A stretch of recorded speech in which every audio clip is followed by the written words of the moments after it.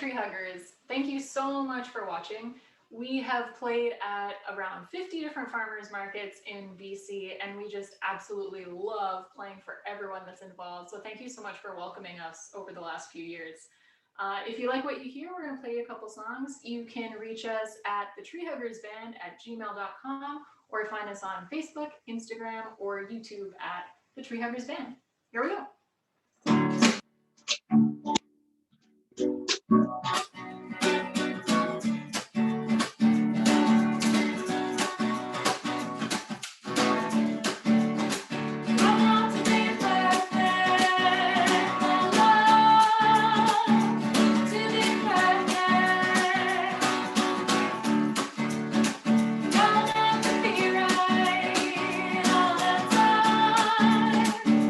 To be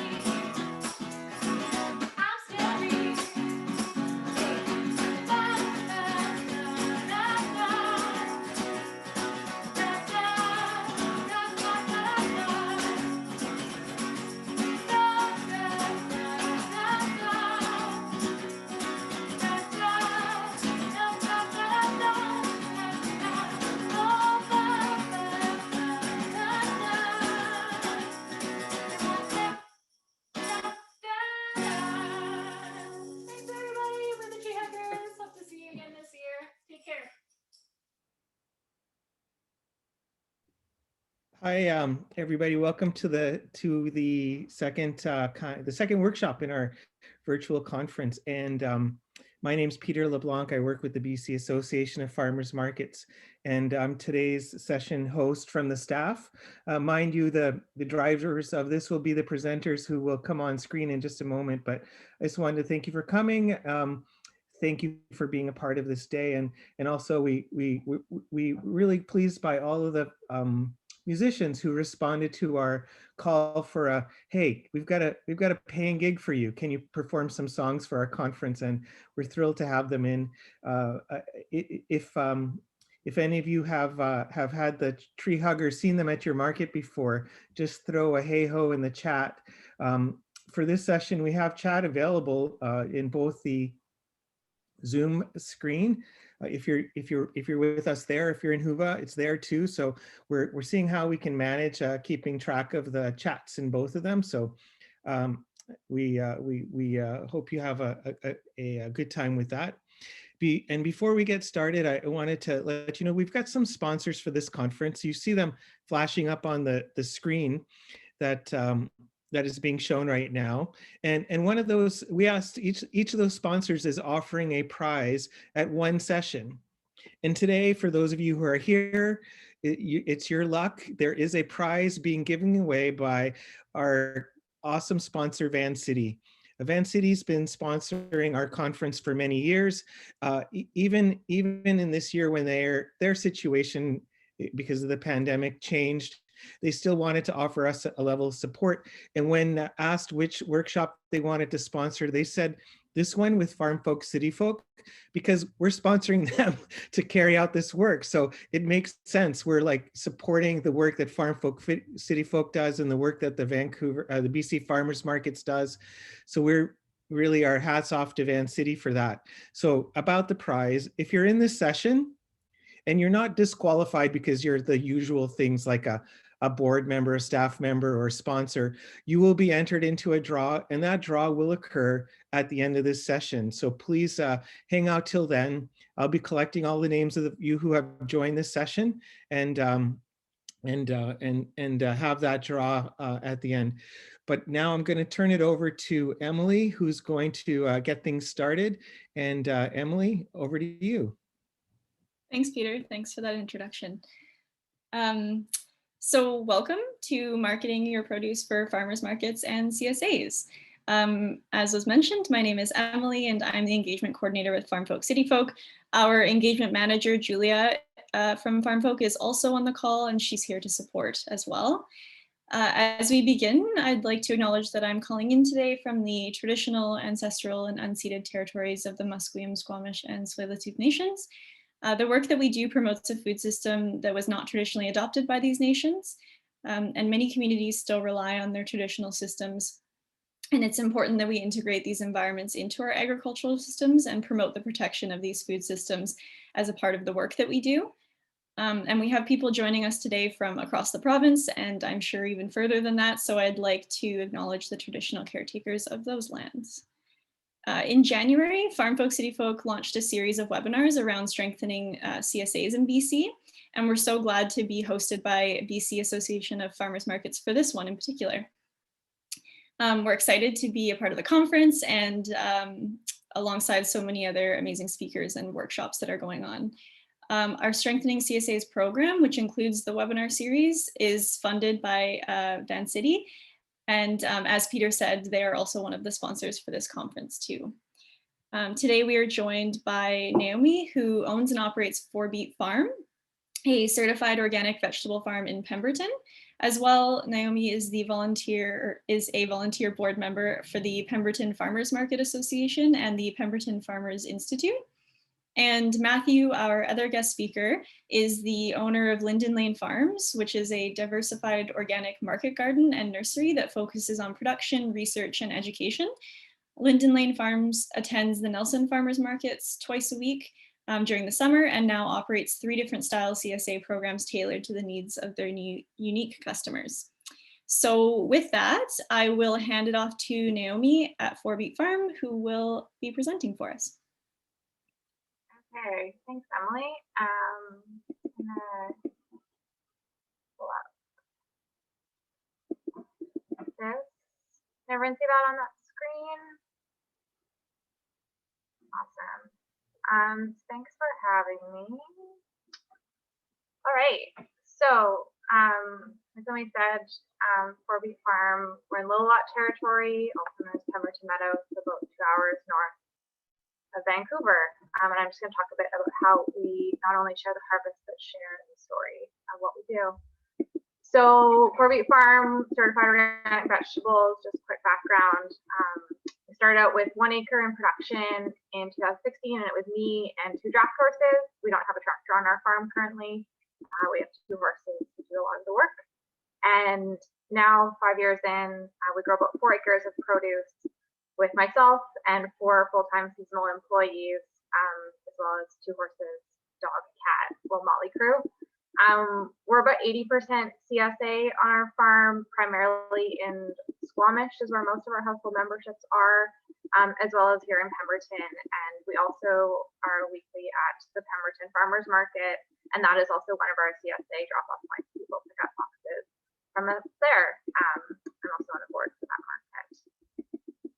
And so just quickly, I have no background in marketing.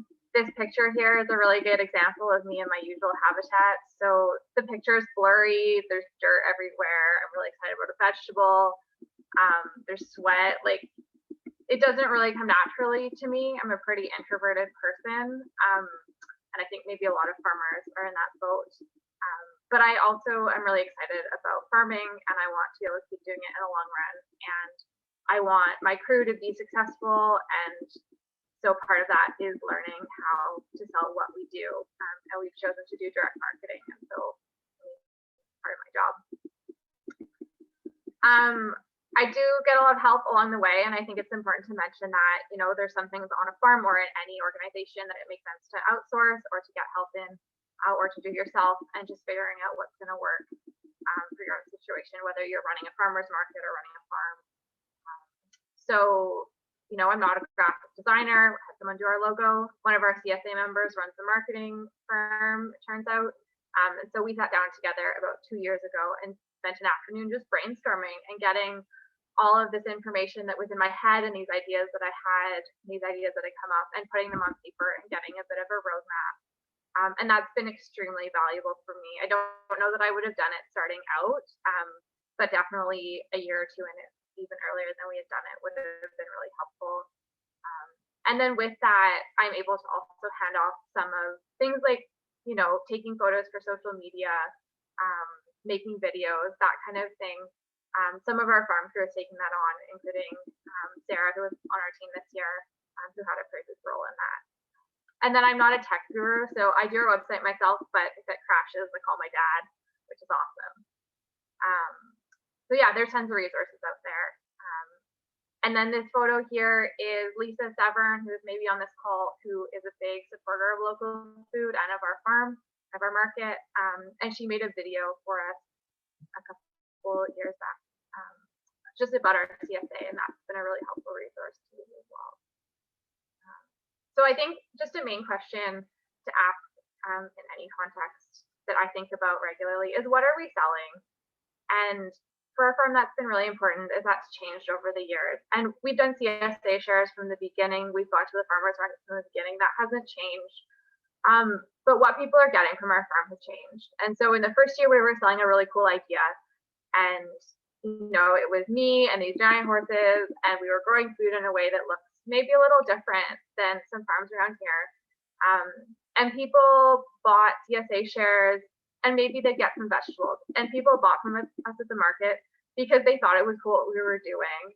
And that kind of got us going, and provided the cash flow that we needed to develop some skills in farming as well as grow the farm. And so now at this point, like, the farm has matured a little bit. I would say that we're still a very young farm on any scale. And so we're all about quality food for everyday eating. That's what we're after. So we aim to have really good produce coming out of the field. It doesn't have to look perfect, but it has to taste good, and it has to keep well, and people have to want to eat it every day. That's going to be different if you're selling to chefs, if you're doing something different, but our goal is to be at people's dinner tables every day. And we provide more than just a box of vegetables. And so thinking about that, you know, we give out recipe ideas for our same CSA members. We make little videos on what to do with kohlrabi because there's only so many local options when you get later into the season. We offer storage tips. And then also I think just connecting the dots beyond that, that if you're, you know, really excited about local food and you believe in it, maybe these things are kind of a given. But just connecting the dots for people. So letting folks know, you know, like when you're buying food from us, this is whose wages you're paying, you know. We don't provide a living wage for anyone who works at the farm right now, but we get closer to it every year, and it's really important to us, and our prices reflect that. You know, sure, we use gasoline in some things on the farm, but we also choose to farm with horses as a way to use less fossil fuels. And letting people know that, you know, we are about food security, and when the trucks stop coming from California, like we're going to be there. And again, you know, just thinking our farm isn't trying to sell convenience. We're not trying to sell choice. If you think our pickups are convenient, if you think the market is convenient, if you think that we have a lot of choices at our market selection, like that's awesome. But we're not trying to compete with Amazon, and we're not trying to compete with Spud. We're providing something different and just really making that clear to people. So we're providing quality. And I don't like to talk about selling things like connection and community, but I think that we realize that we're actively fostering it and we try and cultivate it. And if people are looking for it, we're there, you know, and just letting people know that that's what we're here for. And so when we have, you know, a crop of pumpkins, like you see in that picture, no, they're not perfectly sized pumpkins. They have dirt on them. But they're there so that someone can take them home and bake them and make them into baby food and feel good about feeding that to their kids and put it on Thanksgiving dinner. And so that's what we're after, is just, again, to be at the table for people. And so who are these people? And this is just how we found works for us in our region at this time.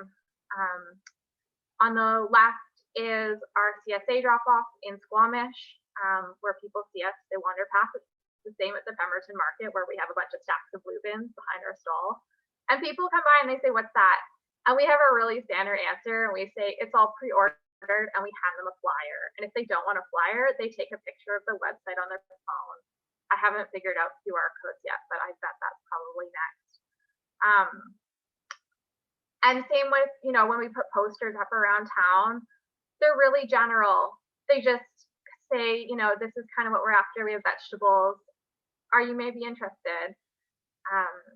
And our Instagram, we're not trying to sell directly on our Instagram most of the time. I announce when CSA memberships go on sale, but for the most part, that's just a way to share what we do, especially this year where we don't have people visiting the farm at all with COVID. Again, like these are all just ways to kind of pique people's interest. And all roads lead to our website. And that's just what I found works for us. I maintain the website myself. It's not perfect. I'm sure a professional could do a better job, but at this point, it has pretty much all the information that people will need in a fairly clear way. And so we let it do the work. And so when I need to update things, when I need to update prices, when we have winter shares going on sale, any of those things, I don't have to think, oh, do I update the poster? I need to update the flyer. I need to update the video. I need to update the graphic. It's like, no, we just update the website and all the information is there for people. And we have things like I mentioned, that CSA video earlier is on there, and we made this graphic to explain CSA. And like I said, like this is definitely applicable if you're trying to get people to go to your farmer's market and that's your number one driver. Well, like that, your website should reflect that. And you might say, like, what if we don't have a website, or what if you don't like websites? Fair enough. If that works for you, that's awesome. In our case, we found if our customers don't want to go to a website, they're probably not a good fit for our CSA, because a lot of the value that we provide to our members is online. We send out recipes, we send reminders, you can make swaps online. And so if they're not willing to go to a website to sign up and to pay online, it's just probably not a good fit. And we tell them, we say, okay, no worries, come to the farmers market. And when I talk about marketing for a farmers market, we probably should do more, if I'm honest. As a board member, I wish that 4-Beat Farm did more marketing on behalf of the market. But for my farm, our marketing is that we're there consistently every week. And in the last 5 years, there's been one market that we haven't been at because my brother got married and it was before I had help on the farm. And I had 3 people knock on my door the following week to see if I was okay, because we're just such a staple there at this point. And I think that providing that consistency, and because I know there's a lot of people maybe here on this call that are involved with farmers markets. Another thing that I really want to stress, at least for our farm, is that grumpy farmers don't really do a good job of selling their farm. And I get really grumpy sometimes, especially in August, especially when it's been a long week, especially when there's a lot of people around. And so thinking about the value of paying one of your staff members, of having additional help at the market, even if you don't need it in order to do all the physical work. And we really found that this past year. So this is Sarah, again, who worked for us this year and will be coming back. And she was at the market every week, and she looked after all the running the till. She looked after all this stuff. And I was just kind of there, and I would stock things, and I would go in and out. And I was there to answer questions. And I could actually be the face of the farm without having to rush those conversations and without having to think about how me answering a few questions about the horses from that 6-year-old kid was taking up time where I could have been selling stuff. And so just thinking about that is something that I've really learned this year. And the same with our CSA pickups, is we try and be a bit overstaffed at them so that we have time to connect with people in person. And then finally, just measuring what's working. And I'm not always the best at this, but I'm trying to get better at it because I value my time a bit differently. So there's tools, there's Google Analytics, there's all kind of analytics. You post something on Instagram, pay attention to, do you get more views if you post a horse or a giant zucchini? And just learn from it, really. And there's people who do this professionally, and maybe it makes sense to outsource that. For us, we found that we do a pretty okay job at it, and people seem to respond to it. But again, just being aware of that. There's no point in looking at analytics if you're not going to do anything about it. That's my personal opinion. It's like sending out surveys if you're not going to make changes. We look at CSA retention rates. To me, those say, are we delivering on the things that we're marketing, and are we finding the right people? So it's all well and good if you have tons of people sign up, but if none of them come back, then either you're not finding the right people or you're not delivering on your promises. And so having a good think about that, because it's expensive to find good customers. It really is. And same with your market shoppers. It's expensive to find new ones. You want the people who come to the market to come back to your stall. And just ask how people are hearing about you. And thank the people who are telling other people, thank your fans, thank your supporters, like whatever you want to call it. Like those people who are championing your farm and sending their friends your way, like let them know. We give a $20 credit when we get a new CSA member referral. So someone gets $20 off their share if their friend signs up. And if someone at the market says like, oh, my friend so-and-so told me you guys have great salad. Well, the next time so-and-so comes through, like if they get an extra bag of salad, because we appreciate that. And then finally, I think just a reminder that I like to remind myself of is that the word of mouth is exponential. And so focusing on quality interactions versus the quantity, because I think that for us, at least, there's a lot more value in having, a few really meaningful interactions with people when we are letting people know about our farm and what we can provide, and they will tell their friends, as opposed to talking to 100 people and everyone just kind of listens and then goes home and doesn't tell anyone about it. Because the momentum will build, and it just takes time. And I just love it when people, I start to introduce myself, or I say like, oh, 4-Beat Farm, and I get all ready to do an elevator speech, and then someone's like, oh, I've heard of you guys. It's the best feeling ever. So in my mind, that tells us that we're on the right track. And yeah, thanks for listening. Hopefully some of this information is helpful to people. I just put some links if you're curious what we're up to. That bottom link is that CSA video that Lisa Severin did for us. I suggest having a watch if you're thinking about making a video for your farm. She did a really great job. And yeah, happy to answer some questions at the end about the farm or about marketing best I can. Awesome. Thanks, Naomi. That video is really awesome. I've watched it actually a couple of times myself, so I encourage everyone to watch that video of their farm. It's pretty awesome. We can even actually pop it in the chat as well, so it's more accessible for people to just click on it. Great. Yeah, so thanks so much. And we can just, if you're able to stop sharing your screen, and then we can jump right into Matt, who can share his screen with us and talk about his farm.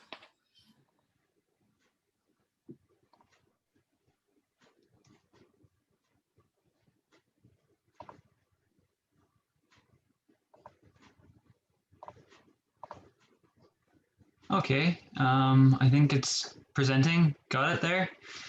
Yeah, great. so my name's Matt, operator at Linden Lane Farms, and I'm an articling agrologist, so I'm doing a little bit of consulting work as well. So I'm going to go over, let's see, make this work. So we're going to go over a little bit of our farm history, how we developed our outlets, and then our marketing and kind of our top target audience, and then we'll go into the marketing channels. So I farm in Cristova, which is on the territory of the Sinixt and the Kitunaha. And our family has been farming there since the 70s. I've kind of taken it from a livestock operation and developed a more of a horticultural side. So I started in 2012 with a really small 100 by 100 plot. But now last year we were at 4.5 acres of production. We did over 100 different organic crops and small fruits.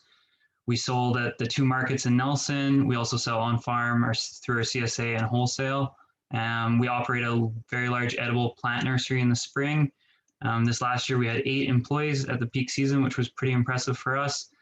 But things keep getting bigger. So 2021, we're looking at 6 acres of production. We're working with young agrarians right now doing a lease program. And we're working on finalizing our Canada GAP audit for food safety, which will allow us to sell to wholesalers as we continue to grow. So a little roadmap. So when the farm began, I was really just focused on developing my skills and building infrastructure. I was going to university in Saskatchewan. I was playing junior hockey all across Western Canada, and I was just farming because I liked it. And I was studying, and I liked horticulture and liked plants. But my main outlet was just a little pop-up stand just down by the farm. Tried wholesaling, but just wasn't for us in the first couple of years, back when it was just me doing this part-time.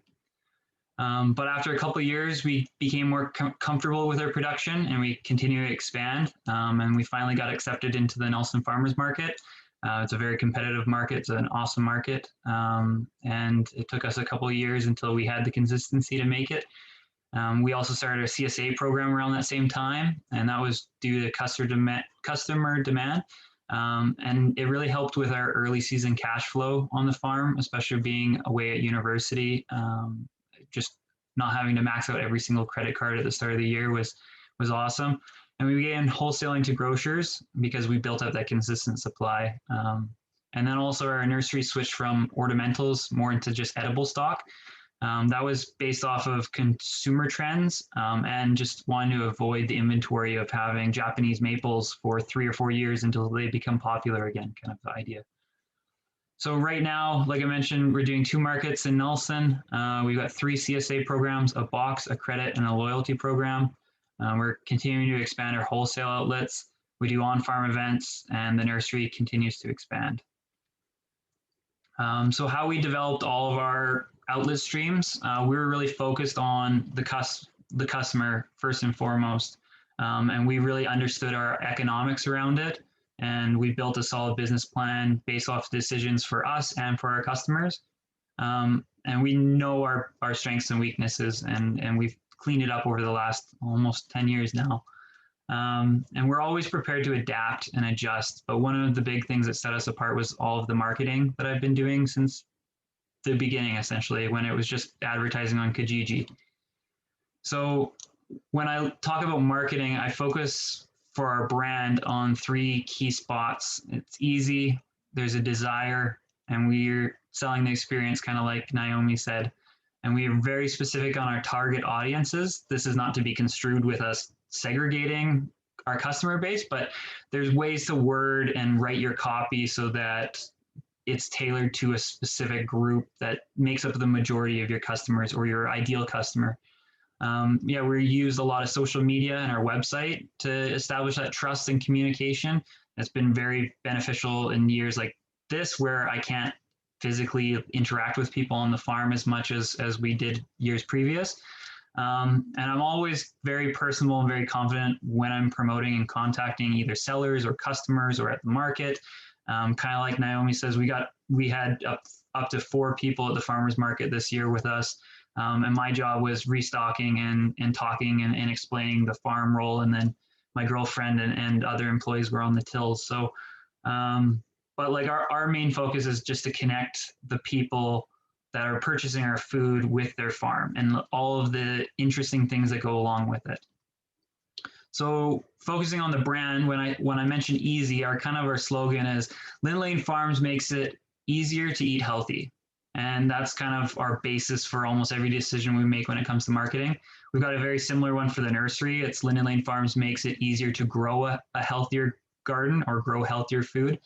And this copy just allows us to like create a rule. So every time we look back, we can see like, is this message really going towards our goal? And this one's really unique because it makes it tailored to 2 audiences that really tie together: those who are already eating healthy and those who are looking to start eating healthier in the future. And it really tied them together. We've been using this for about 3 years and it works really well. And then desire. That comes down to 3 key points: quality, consistency, and engagement. We're always looking to meet our customers' needs, and that's part of the reason we have 3 CSAs. We have a very large variety of product. We package things according to our customers' feedback. We're very vocal on that, but we create that desire for our product based off of our logo, our unique wrapping, different sizes, things that are more custom to our customer base. And then consistency, that really builds up that loyalty and that dependence from your customers, and that goes a very long way. And then our engagement. So we like to try and use storytelling and connecting people through the farm, through our trials, through our successes, and really explaining like the human aspect that's behind growing food. And this comes even at the farmers market when I'm able to like explain, discuss. We use the website to show photos, and it really just opens up that transparency. So it's not just food from a grocery store shelf. And then the experience. So there seems to be a lot more people going into local food, and they're really wanting that experience aspect. It's almost an aside from the quality of the product that they're getting, and they just want to feel involved and have their lifestyle feel involved. And we try and create it so that they're voting with their dollar towards promoting local food and local farmers. And then they feel like that support is going towards something they want to see in the world. And we do different programs. We've got our Eco Farm initiative, which we take donations and help build up the eco society or the ecosystem around our farm. And we also have an Everyone Deserves to Eat initiative where people donate, and we donate CSA boxes to families and parents in situations that are deserving. And so it really creates that sense of community, that experience aspect, aside from just eating good tasting food. And we use this through events and engagement. And so our Pumpkin Fest is one of our most popular ones. Had to be really adjusted back this last year.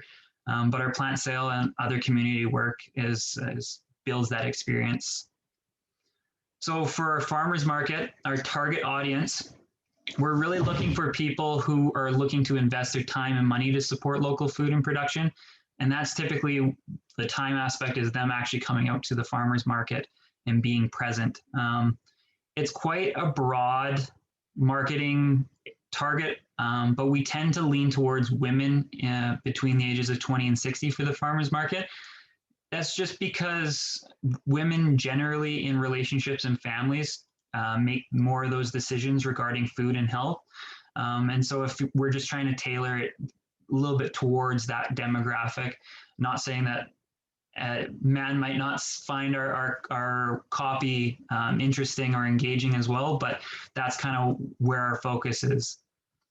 And at farmers market, like the display is also a big part of the marketing, right? When someone's walking by your stall, you typically have 10 seconds or less to attract that customer's eye. And we learned that in the first couple of years when we were quite small at one tent. And we also found that lines and crowds naturally attract people out of curiosity. Of course, that was more pre-COVID, and we had more lines and different things that turned away people this last year. But it is a balancing act between being too congested and then piquing that curiosity, and it's a really fine line.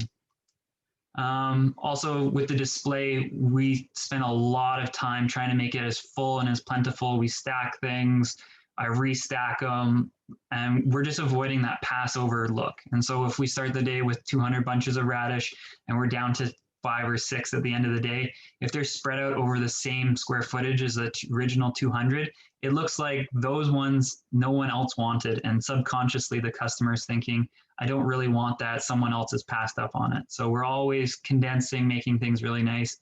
And you can also see in this photo, we provide a lot of signs. We used to have a big sign. We just find that people don't want to look up. They're looking at the product. We make that distinction right there. And we like to use, it's just a laminated sheet with a dry eraser so that we're able to give them a little bit of education. For example, you can see our salad mix. It tells them what's kind of in each salad mix. It's big. It also has the price on it. And we do that for different items, baby gem romaines, how to barbecue them and different things like that. And that's really gone a long way. And everything's branded. Everything's got our certification on it as well. So there's a consistency. So with our CSA, for our Time Saver box, it's a weekly box and it's a farmer choice, so a traditional type CSA.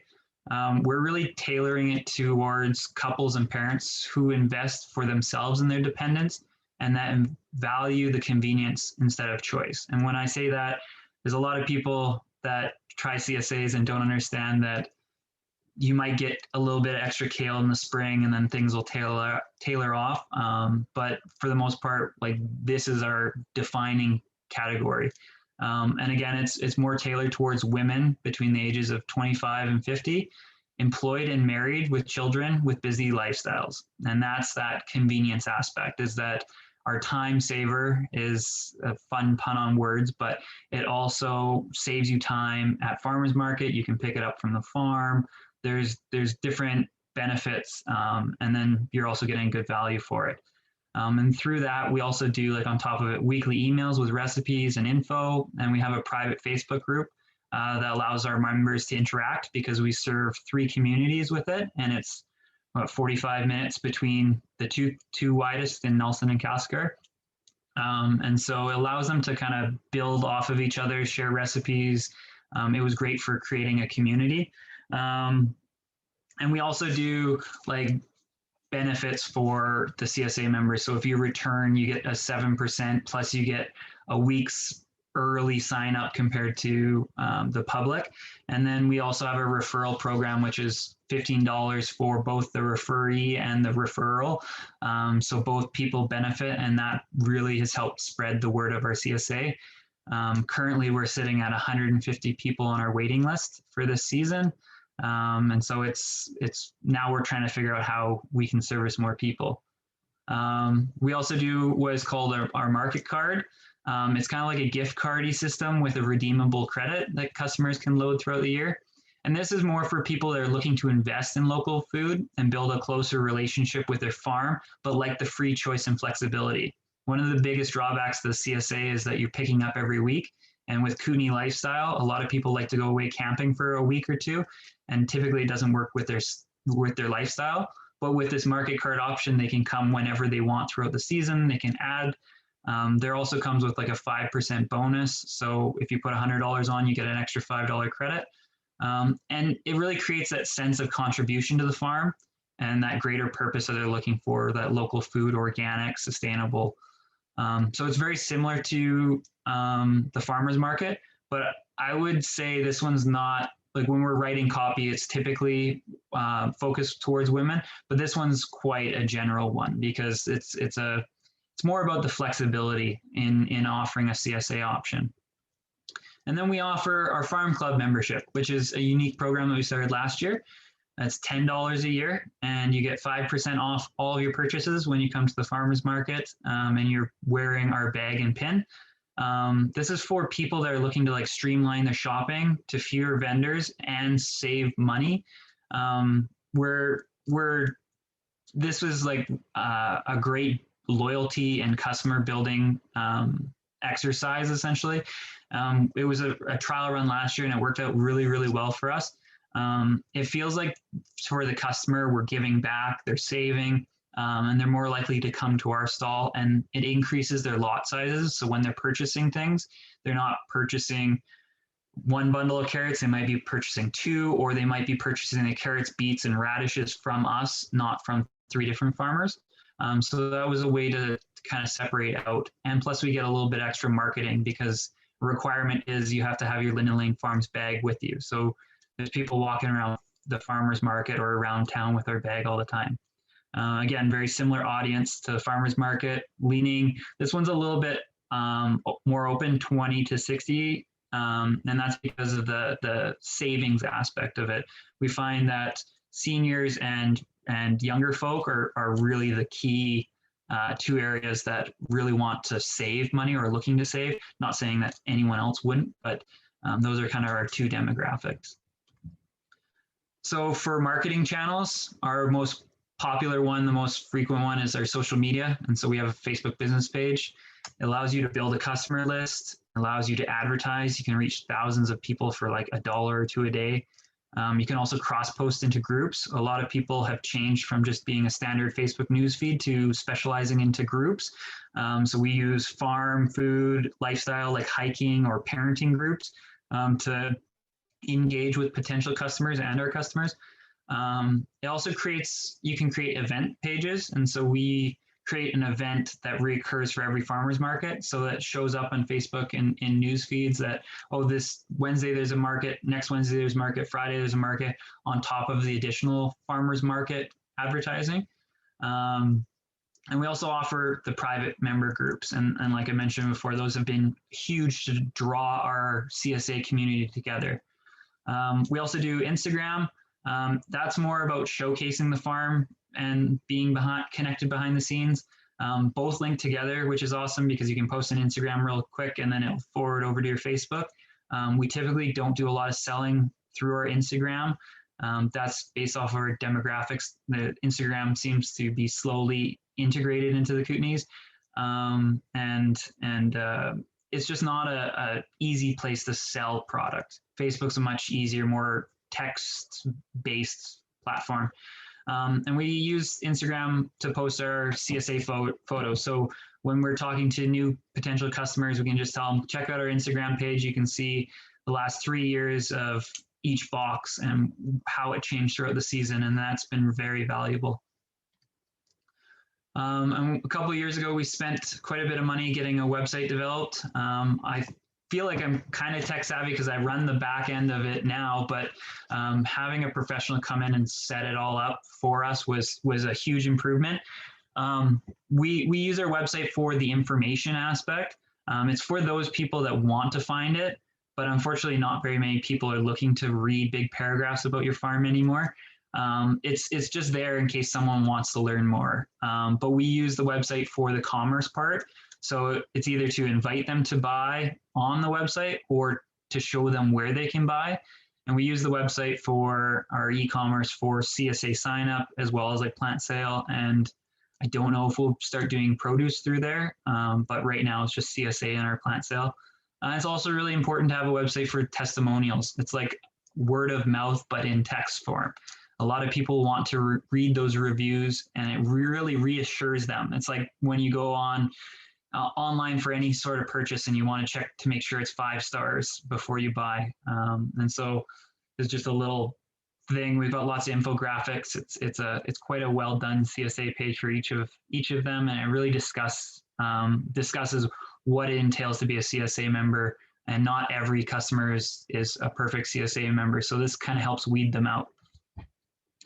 Our email list is also very important. And so this is able to collect people's emails as well. As it seems archaic now, but email is still one of the most frequent means of communication. And so you can segment it into different groups and personalize the message. So when we're sending out a weekly CSA, they get a different email than our general farm list, which goes out once a month. And this gains access to engaged customers. These customers take their time and typically give you your email address and in hopes to read from you. So they're quite a good customer to have in your base. And we use lead magnets to really attract people to provide their email addresses and kind of break the ice. And so our most popular one is our 3 tips and tricks to make the most of my CSA, written by our CSA members. And then we also do an annual harvest guide. So to download that, you have to submit your email on the website, and it's really helped build our list. Other marketing channels that we've used is word of mouth. Is exponential. A satisfied customer will often be a live testimonial to friends and family.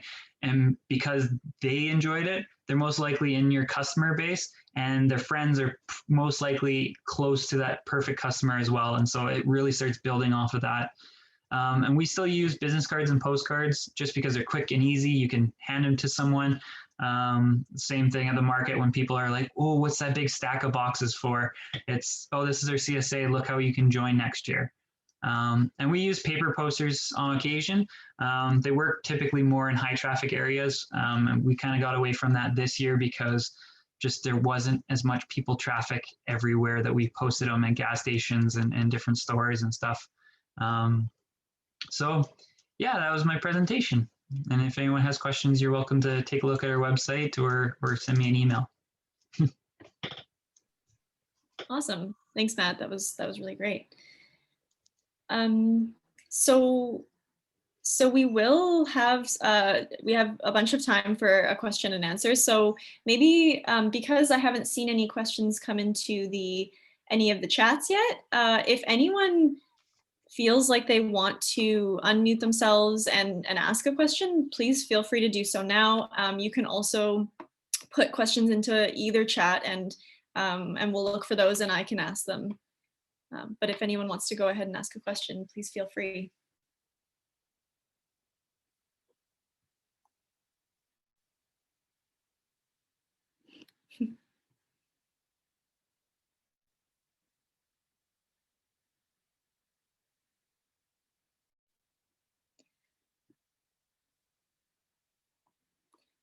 I do have a question if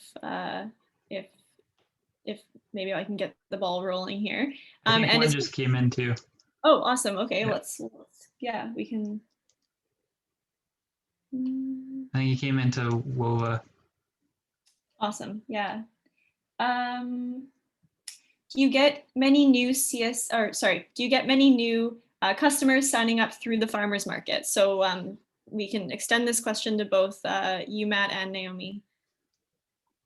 I would say yes, but it's really hard to like judge because we don't have like a metric to actually judge who got a pamphlet at market. There is like certain CSA customers that were customers beforehand that I know like personally by name. They definitely, when we started out, that was our means. Now it's more sign up for the waiting list and hope you get on. And that's kind of where it's been at for us for the last couple of years. I would say that we get a lot of people on our email list through the farmers market. I don't know that that necessarily translates to CSA sales. I think that our regular market shoppers like shopping at the farmers market. We get a lot of people who are not regular market shoppers who come by and say like, oh, I never make it to the market, but it's so great. And those will often translate into CSA members. We've also found that because we don't do the Squamish farmers market in the summer, but we have done that winter market, and we're often one of the only farms there, that we often get a lot of people who are kind of intrigued by that, and then maybe come back to us the next season for a summer CSA, especially if they're busy on weekends. We do a weekday pickup. Mm-hmm. Great. Another question that came in is what e-commerce platforms are each of you using, and what are the benefits of those? So I use WordPress with WooCommerce for our e-commerce for the CSA signup.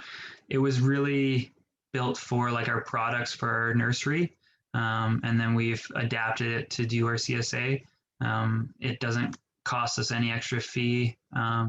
It costs what, $300 a year for our website, but that is mostly for our plants, and then we just adapted it for CSA.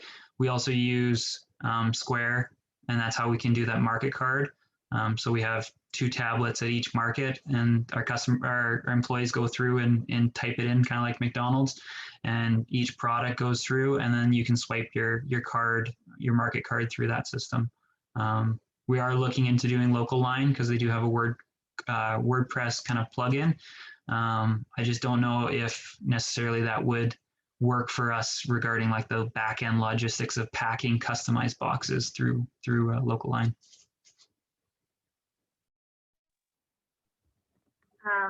We, up until before this past year, did not use any real e-commerce. We took Square at Market. That was pretty well it. And our CSA list was just a spreadsheet. And that was starting to take a lot of time as you start to get more members. It's fine when there's 30 or 40. When there's 140, it's a bit much.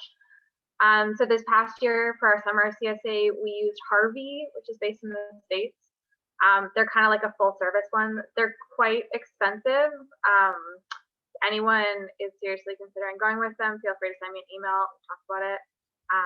The benefit that they did offer that we were after was they made online payments a lot more streamlined, payment plans, and it did offer customization for our CSA shares, which we wanted to start offering, so people can choose what they get. It just made sense for us in terms of growing our farm.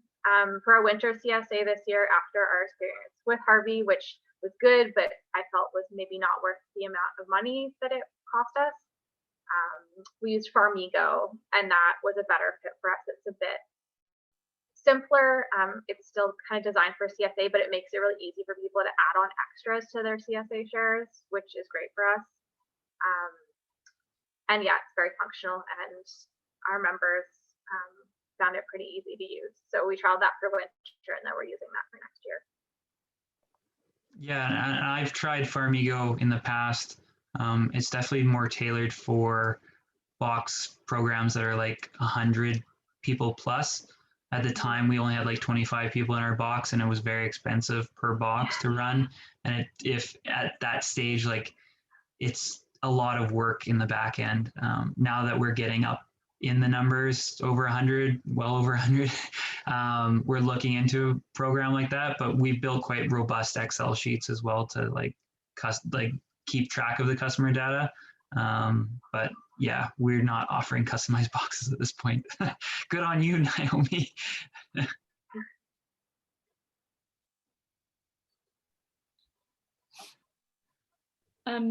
Oh, Peter, do you want to go ahead? Yeah, sure. Well, I had seen earlier there was a question, and you answered it, that came up in Whova, and I think it was Johanna who said, "I'm interested in fiber CSAs like wool," and I just wanted to invite Johanna, just to, if she wanted to come on, if you're here, just to say a few words about what you're doing or thinking about, because that seems very interesting. I'd be curious about a wool CSA.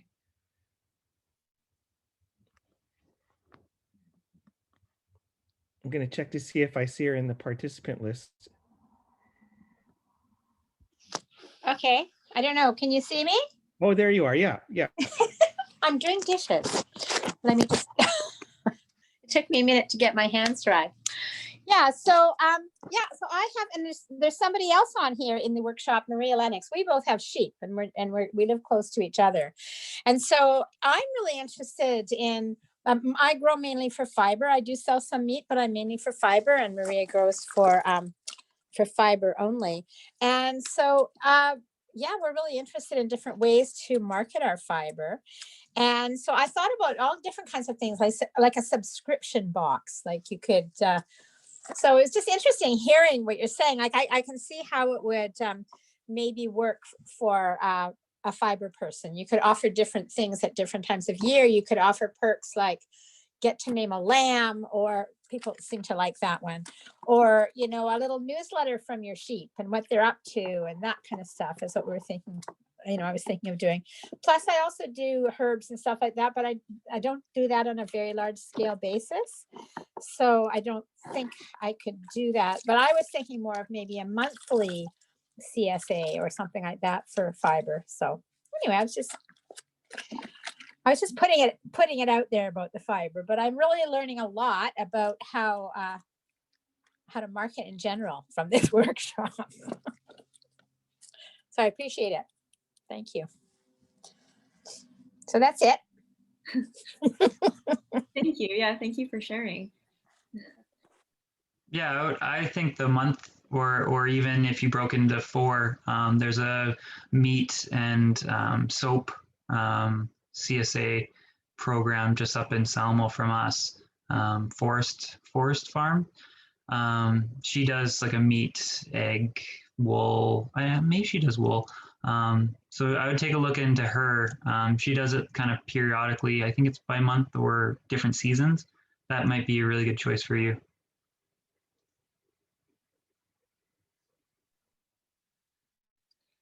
Yeah. Another question that came into the Q&A here. Do you share recipes or ways to preserve food with CSAs, knowing that sometimes you will get a lot of something in a box? And this is, yeah, open to you both.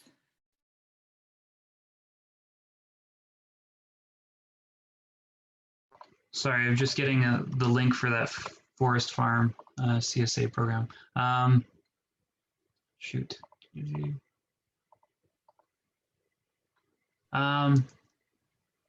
Yeah, when we're doing our weekly email, depending on what time of the season it is, we like have an archive of the emails, so customers can go back through and look. But we'll do like a recipe that encompasses 1 or 2 items in the box, and then we'll also have like 100 different soup recipes for squash or something like that to give them a very large, diverse option, so they can kind of think and learn. We also mentioned to some CSAs about like storing kale and things like that, especially if they come to us and say, oh, well, we seem to not get through the beets. You send beets into our box every 3 weeks and we always have a few beets left over. What should we do? And then we can kind of share those tips and tricks with them. We try our best to avoid that. I remember our first year doing CSA and there was kale in every 3rd box, or not, like 2 weeks of kale, 1 week off, 2 weeks of kale, 1 week off. And people get really tired of that. So we try and keep like 8 to 12 items in our box. We got a small and a big. And so the small box gets half and the large box gets double. And yeah, that's kind of how it's always worked out for us. Yeah, we definitely send out like recipes and ways to preserve food. I would say we found that because we switched to kind of a customized system this year, it felt a bit less important, and not that we still didn't do it. Like we did still send out recipes, but in past years, it was like, okay, everyone's getting, say, beets this week. And so sending out a beet recipe made a lot of sense. Whereas this year, because everyone could kind of customize their share, like some people would be getting certain things and some people wouldn't. And so just instead including more just recipes that feel like they're in season for people. And it was really interesting as well to see that there were a number of people who would add things onto their box and purchase additional produce in order to do some preserving for very specific things. And we try and kind of cater to that in our crop planning. So, you know, having all the ingredients or all the vegetables that we grow that might be good for, say, kimchi, available in 2 weeks. And we let people know that, you know, we say like, hey, in our newsletter, right now we have these things. If you're looking to make a bunch of kimchi, like this is a good week to customize your share to reflect that or to add on to that, because it won't be available all the time. And I'd like to add a little one too, is our private Facebook group. This last year, we decided to do that to kind of connect the CSA community between like Nelson Cascar and then all of the people in between. And we actually found some recipes, and we're like, we had tons of kohlrabi in our box this week. Like, this is what we did with it. And it actually helped inspire other members, and they actually started talking and engaging with each other. And it even got to the point where some people were like, I like kale, and the other guy's like, I like corn, but I hate kale, and we'll trade at the pickup kind of thing. And that worked out really well for us because we don't offer the flexibility in the box program. Yeah, those are really great ideas. Do we have any more questions? Does anyone feel inclined to Emily, jump I in? saw that we're having a little something with our Zoom, in that the odd person their message is encrypted. So Sheldon Gunter Oh. sent a message to everyone that said it's encrypted on my side. So I don't know, Sheldon, if you wanted to give your comment, or if maybe everybody else saw it, but to me it says it's encrypted. Yeah, I'm just seeing it says it's encrypted for me too, actually. But yeah, Sheldon, if you're oh, awesome.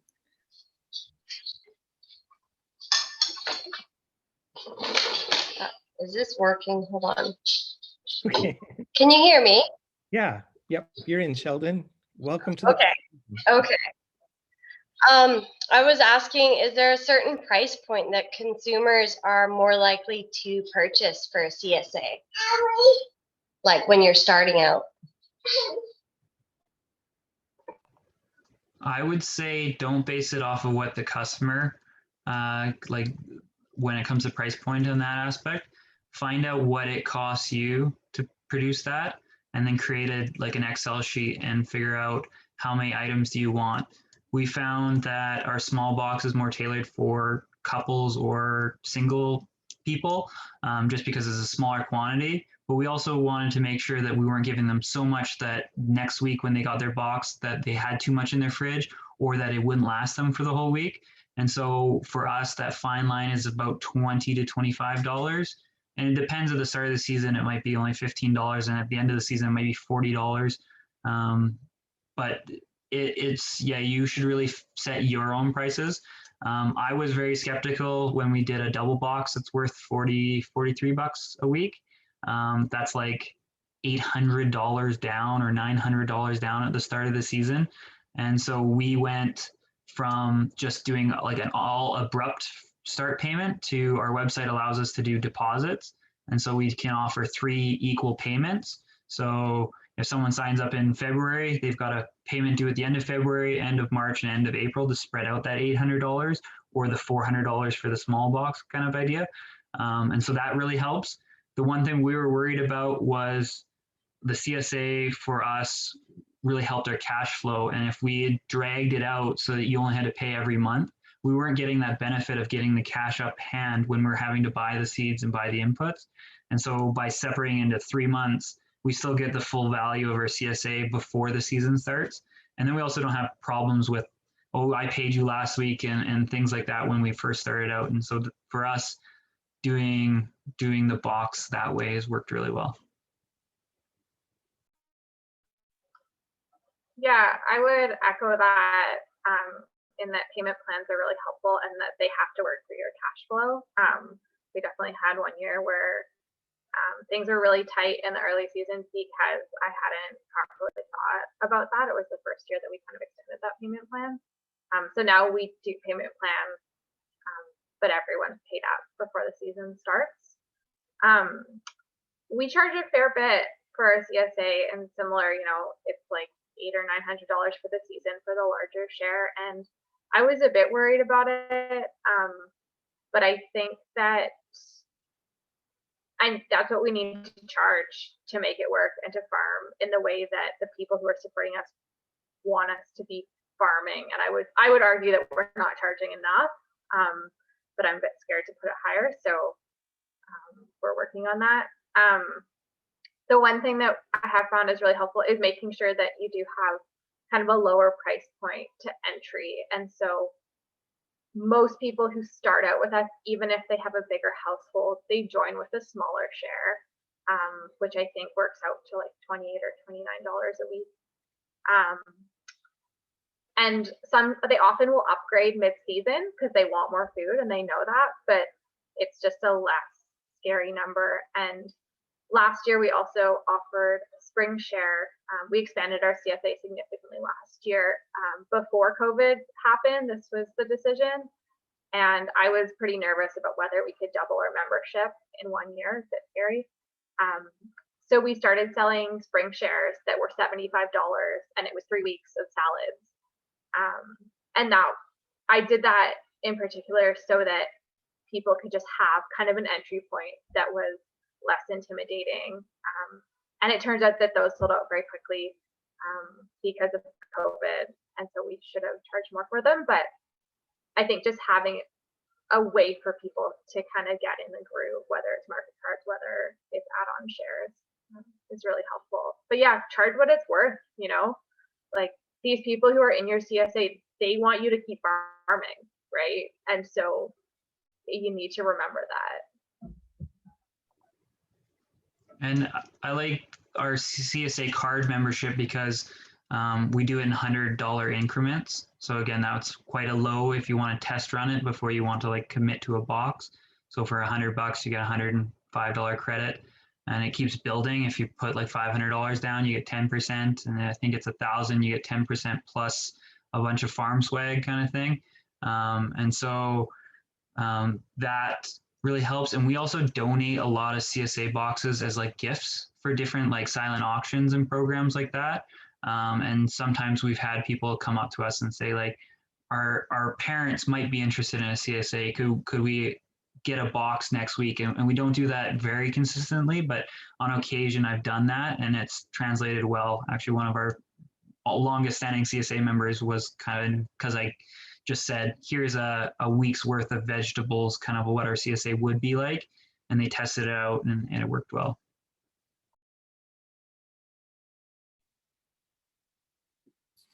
Yeah, thanks for that advice. I'm wondering, just in terms of social media for you both, do you ask your customers ever to like engage with you on social media? I'm thinking of like, you know, posting photos of their CSAs or posting photos of your produce at the market and then tagging you in them. Like, do you offer any sort of incentives for that, or do you encourage your customers to do that?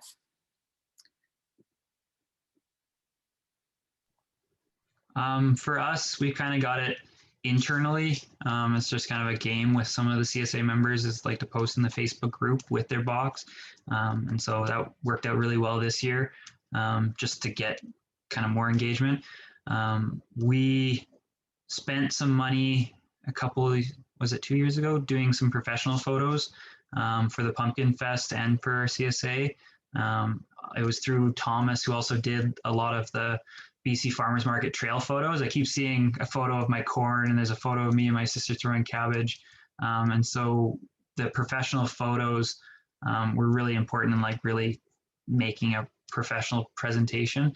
When it comes to like really engaging through social media like that, on occasion we'll do a kind of a promo, like we'll do a giveaway. We'll give away a lavender plant, and if you share and like, we don't do it very often because if you do it too much, it kind of comes off as spammy. But every once in a while we'll do it. We'll do surveys as well. Like how we built our 3 CSA programs was doing surveys and going through thousands and thousands of responses to see what our customers really wanted. And we just offer like $25 market card or $100 market card for those, and really gets the engagement rolling there. I would say videos are more interacted on our farm than photos, just in terms of Instagram and Facebook. Some of our posts that I wouldn't have thought any likes would have came seem to have blown up, just goofy shots. And that's without really attracting anyone. It seems like if I'm trying to really attract people to engage, they don't, unless I'm giving them an incentive like cash or market card. Yeah, we don't do incentives for our members. I would say this past year is the first year that we found it's just kind of happened organically, that people are tagging us in photos, they're sharing stories.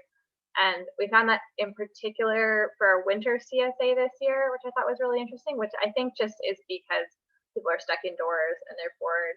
You know, I had 2 people take videos of me dropping off their box outside their house, which kind of freaked me out. But it just showed that like that was the highlight of November for them, was getting a box of vegetables when the farmers market season was over and not having to go to the grocery store. So I think that it can definitely start, and we do make sure to kind of engage back with people. Yeah, just like responding to comments and that kind of thing. We did give away a few kind of free like trial boxes of vegetables a year or 2 ago to people who we consider to be kind of like influencers in our area that were a good fit. They weren't people with zillions of followers, but they were people with well-respected brands that we thought would be on point with us. And for us, it wasn't really worth it as like a one-off, but it's always hard to know the ripple effects of those kinds of things. It's hard to measure that. Our plan this year had been to give a free share to, again, someone who does a lot of like cooking and that kind of thing, and have them take pictures of it and be posting that. But our CSA sold out really early thanks to the whole pandemic thing. So we just didn't think it was worth giving away free produce. Yeah, definitely. I can see another question came in. Do you or have you ever tried partnering with other producers to diversify your offerings or cross-promote with each other's CSAs? It can be a little tricky out here. Just with our organic certification, you have to either declare it, or it just gets too confusing for us. So when we're growing our CSA, it's just our product. I have sold our product to other organic farms to help in times of crisis kind of thing, like their spider mites took over their eggplants and I have buckets of eggplants. So let's make a deal and get those out to your customers. But for the most part, we try to stay away from it. The other thing is like we can control the quality at that point. Not saying that our other organic farmers aren't as equally, like their quality isn't as high as ours, but it's a lot harder to like tell a customer like, oh, I'm sorry that cabbage had heart rot. Like I'll give you back that cabbage if you say it was from someone else's farm. Then you kind of lose that trust with that customer. We have looked into offering honey and eggs and things like that through our CSA. It's just the consistency, and our customers, like our CSA base is just looking for the vegetables. My grandparents offer almost like beef. We call it cow pooling in the fall, when you do quarter cows and you go in with a couple people for a full cow. And so that kind of takes care of our meat aspect on our farm. But I don't think it would work too well for us putting frozen meat in a box with fresh produce just in our area. But it might be different for other people. We started offering eggs. We offer an egg share. They come from Spray Creek Ranch, which is our friends who farm up in Lillooet. And that's been a big draw, I would say. Our CSA members appreciate it. We don't have enough egg shares for everyone. There's a cap on what Spray Creek can or wants to sell us consistently, because they have other marketing channels too. I would say it kind of does differentiate us from other farms, and that's been really great. We do sometimes have some extra eggs as well that we can put kind of as an add-on. And so, you know, if we have 10 extra dozen eggs for whatever reason, people can add those to their share if they're quick. And so I think that even if people don't take advantage of these things, they like that it's an option, which to me is really interesting. And for us, it's also been a good draw to get people to sign up with us earlier, because the egg shares are limited. So I think at this point we have maybe like 5 or 10 spots left for egg shares. And I think a lot of people who signed up early were kind of a bit more motivated to do it because that last year they weren't able to get eggs. We also we had a crazy good cabbage crop this year. And so we sold a bunch of cabbage to Seed to Culture, which is a ferments company some friends run. And then they sold us back a few cases of sauerkraut that we put in our winter CSA boxes as an option. People could add it. And that worked really well. I think for us in the summer, doing more add-ons just feels like logistically impossible. But when we get into November and December, and I'm just trying to keep people employed as late into the fall as I can and trying to keep people fed, we have more time to do things like that. And I think that that's kind of where we might continue to do it, is in our winter CSA.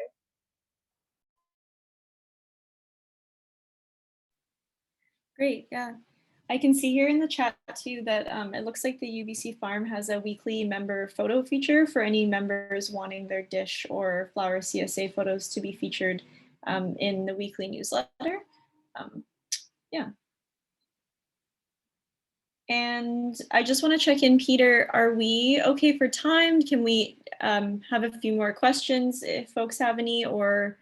Yeah, we have the room until 3:30. Okay. And I just need a little time for the aforementioned prize draw and a few what's going on announcements. So there's time for a few more. Yeah. Okay, sure. Yeah, please feel free to continue to pop questions into either chat, or you can unmute yourself and ask a question as well.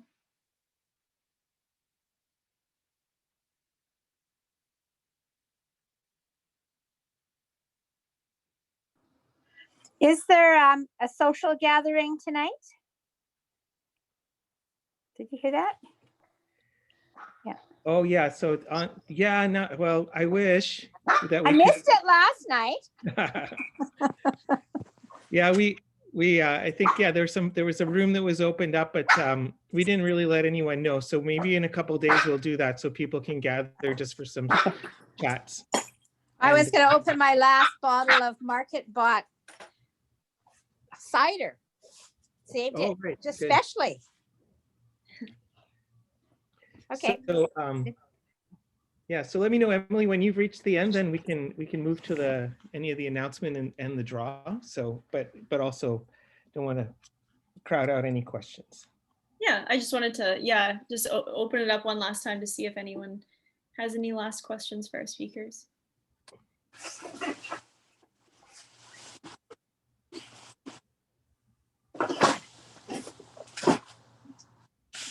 Maybe to sort of end everything off, you could just speak a little bit to any, I'm just thinking like any challenges you found that you would have done differently in terms of marketing, or sort of any final advice for any farmers who are just starting out in their marketing journey on their farm, and their any last minute advice for anyone.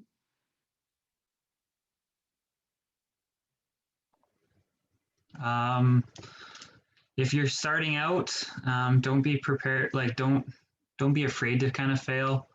As long as you're not like marketing and you're doing super negative stuff. If you're worried about engagement, that's when it kind of drew me down wormholes. Every time I seem to like focus on engagement too much, it just seems to do the opposite effect. So when you're marketing, like, just be natural. It's the human aspect that you're trying to sell, and just connecting the people with you and your brand and your farm.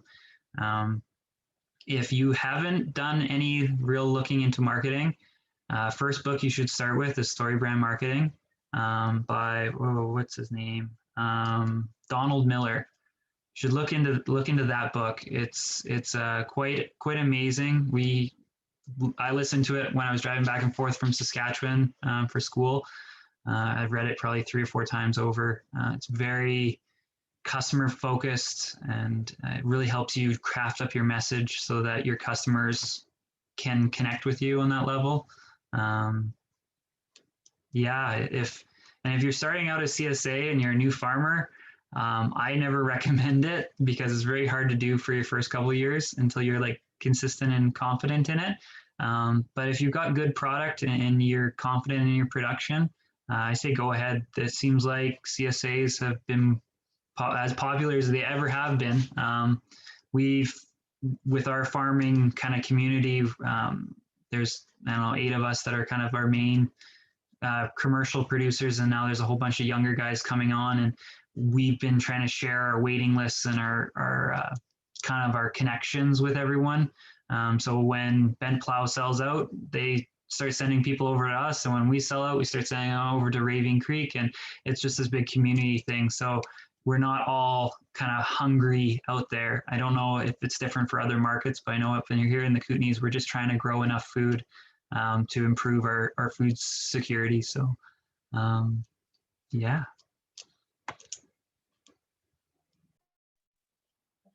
Yeah, I think just making sure that you're not spreading yourself too thin, and that what you're doing it well. And I like echo that, you know, be careful about running a CSA your first year, and just be smart about it. Like the first year that I ran our CSA, it was every second week, and we didn't start until the middle of July because I was confident that by the middle of July, I could have something growing. And that worked really well.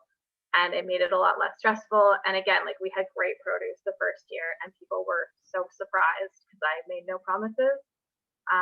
But just being really aware of that you can't do it all. And so, you know, if all that you have time for, all you have budget for is to make a really good website or to make a really good poster, like whatever it is, just do it and then really follow through with that, I guess, and just trust that that's gonna work. Or outsource it, you know, ask yourself, does it make sense for me to do all this learning about marketing in the winter, or would I rather have maybe a different job, like pick up a job contract doing something else and pay someone else to do the marketing? Because it's just a good question to be asking yourself. Naomi, you just made me think of one with customers about not spreading yourself too thin. Like your ideal CSA customer needs to be kind of specific. When we started out, we were very broad. I'm at the point that we actually have fired CSA members. And that's just because it wasn't working for their situation. And like this last year, we had a woman sign up for her CSA, and she was all excited and wanted to help out and contribute and bought a bunch of plants from us. And then she got her first box and then said, well, I'm allergic to all, or I've got a food aversion for all brassicas and tomatoes, and like 3/4 of the box essentially that she couldn't eat. And so instead of continuing to give her that box, we just moved her into a market card so that she could come to the farmer's market and buy what she needed, and then filled that CSA spot with another person. So yeah, don't be afraid to fire CSA customers, especially the ones that when you start out and you're trying to collect as many people for your CSA, and you get the people that forget about you for 3 weeks, and then you've got all this extra produce that you're donating or having to throw out. Sometimes you have to have a conversation with them and just say like, hey, I'm growing all this food and you're not picking it up. Either we're going to donate the box or we're going to sell it to another person. And you just explain it to them. So yeah, not every CSA customer will work out for you. You can fire them. Yeah, I would echo that. We've definitely fired a few customers over the years. And I think just recognizing what a drain it can be on your time. So like my first year, if someone phoned and was excited about the CSA and had questions, I was so thrilled. And now if people phone me and they have questions about the CSA, I generally tell them it's probably not a good fit 90% of the time, because if they can't understand what's going on and how the setup is from the online information, they're probably not going to be happy with the program. And every time that I've ignored my gut on that, I've ended up refunding them a couple of months in, and it's just a hassle. And so even if, you know, you really want that money, you might just be better off, you know, refunding them, donating the food, and letting people know that you're donating food to the food bank or whatever it is, because that is going to build a better image of your farm and make everything so much smoother. Yeah, definitely. Okay, awesome. Well, just before I sort of pass it off back to Peter, I just want to thank the folks at BCAFM for having us, as well as to you, Naomi and Matt, for joining us. It's been really insightful to hear about all of your experiences in marketing on your farms and taking the time to share your knowledge with us. We really appreciate it, so thank you. And thank you to everyone who joined us this afternoon. I hope you all enjoyed the webinar as much as I did. And I will just hand it off to Peter. Thanks so much to Emily and the Farm Folk, City Folk team for coming together to do this. We really appreciate that, and it's always nice when organizations in the same sector are working together. So thanks for giving us some good content. And I had just had a few announcements. For those of you that are in the earlier session, you heard that we have a wine tasting and a pie making session coming up in a couple of weeks. We're mentioning it now because if you want to order the wine kits for tasting, you should do that in advance so that they can get you in time. For the pie, it's good to download the recipe and go to the farmer's market or wherever you're going to get the best food for the savory pie that's on offer to get those ingredients ahead of time so you're prepared for it. And then for those of you that are interested, we have one very limited session with presenter Sangeeta coming up, and there's only 2 spots left. BCFM has worked with Sangeeta with us on some work related to diversity, inclusion, decolonization, and we found her fantastic. So we recommend you check that out if you haven't and grab one of the last 2 spots. And so the last thing though is with Van City being one of our key sponsors and sponsoring this particular session, I've entered everyone's name in the draw who's still here towards the end. There might be one person or so that dropped off. So so I'm going to go through the names. If you're here, I'll ask you if you can come on, Mike, just to tell us where you're from and if you had an idea of which local restaurant you would like the prize to be, the prize being $100 gift certificate to a local restaurant in your community. So I'm gonna open up the screen share here. Oh, I've been disabled. Xanthia, would you mind adding me as a co-host for a moment? Got it, thank you.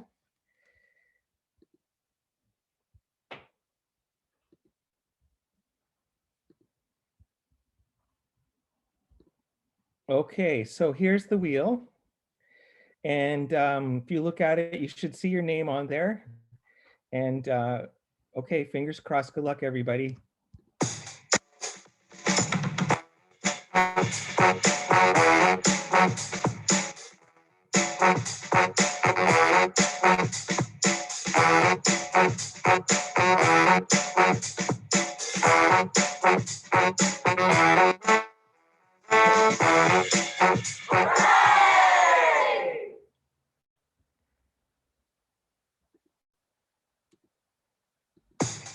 Well,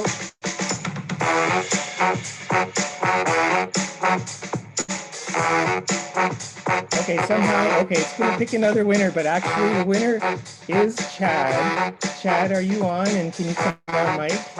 And